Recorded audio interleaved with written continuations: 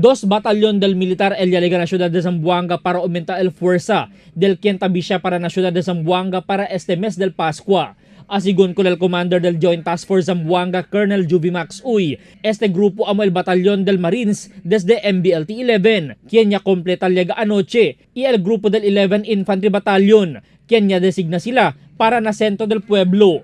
Additional forces that arrive in Zamboanga is previously planned by our headquarters to strengthen the defense of major cities, specifically in Mindanao. So this was previously planned and it's now being implemented to date. It is for the security of the people of Zamboanga, and of course we have to encourage that this city will maintain its peaceful atmosphere for almost a year with negative incidents.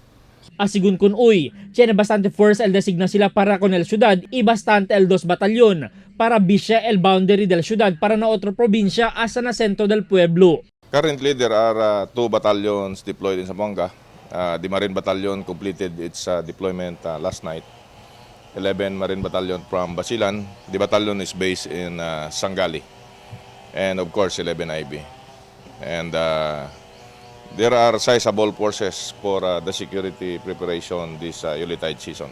Tiene también apelo al militar para con el vivientes que debe coordinar kanila si tiene mga sospechoso las cosas que posible el causa susto con el mga vivientes.